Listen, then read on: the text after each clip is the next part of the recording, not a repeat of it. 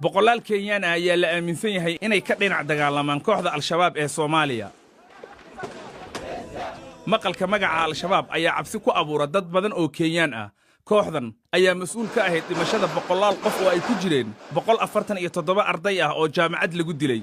ragga weerarka jaamacaddaasi qaaday ayaa ahaa Kenyaan. weeraradaasi kadib hay'adaha xuquuqul insaanku waxa ay dawladda Kenya ku eedeeyeen inay isticmaashay xoog xad dhaaf ah. dhalinyaro fara badan oo ku nool magaalada Nairobi, Mombasa, Garissa iyo magaalooyin kale oo Islaamka Kenya ay ku nool yihiin ayaa loo geystay jirdil xarig halka kuwa kalena la leeyahay. balse xooggaasi xad dhaafka ah ka sokow Kenya waxa kale ay isticmaashay xeelado kale. waxay dawladda sanadkii la soo dhaafay sheegtay inay cafis u fidinayso dagaalamayaasha ka tirsan Al-Shabaab ee u dhashay Kenya ee doonaya inay isu soo dhiibaan. in ka yar 50 dagaalamayaal ah ayaa ka soo jawaabay cafiskaasi ay xukuumadda ku dhawaaqday sanadkii hore. hase yeeshee dagaalamayaasha qaarkood ayaa ka shalaynaya go'aankooda isku soo dhiibeen waayo ma dareensana inay heleen ilaalintii ay u baahnaayeen.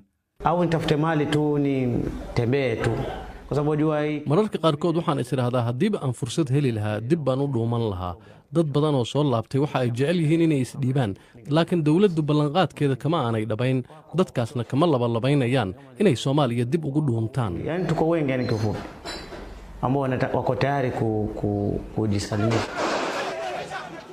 falalka noocan oo kale ah ayaa ah kuwa ka caraysiya muslimiinta ku nool gobolka xeebta ee Kenya. masaajidyo ku yaala Mombasa ayaa loo dhacay. rag, dumar iyo carruur ayaa la qabqabtay. laakiin xukuumadda Kenya waxay si joogto ah u beeninaysay inay dadka ku takoorayso diintooda, iyadoo sheegtay in baaritaanadooda ay ku salaysay caddaymo ay hayso, ayna si dhow ula shaqeeyeen hogaamiyaasha muslimiinta.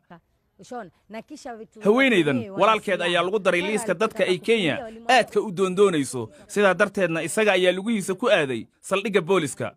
waxay sheegtay in la sii daayey iyadoo aan waxba lagu eedaynin, laakiin in yar kadib la qafaashay, kadibna aan dib loo arag muddo sanad ka badan.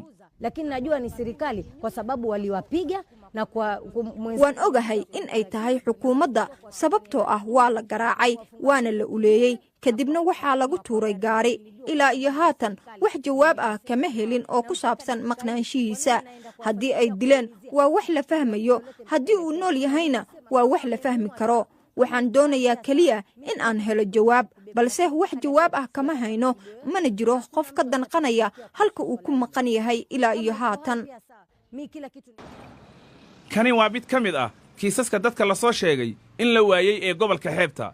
xukuumadda Kenya way ka gaabsatay inay arrinkani nagala hadasho, laakiin hadal qoraal ah ayay ku beenisay eedaymahaasi. waxaa qoraalka lagu sheegay booliska Kenya iyo laamaha kale ee amniga inay shaqo adag oo khatar leh qabtaan, waana sababtaasi ayaa la yidhi tan booliska laga yaaba inay u isticmaalaan xoog ama awood xad dhaaf ah si ay u ilaaliyaan nolosha dadka Kenyaanka ah ama toodaba.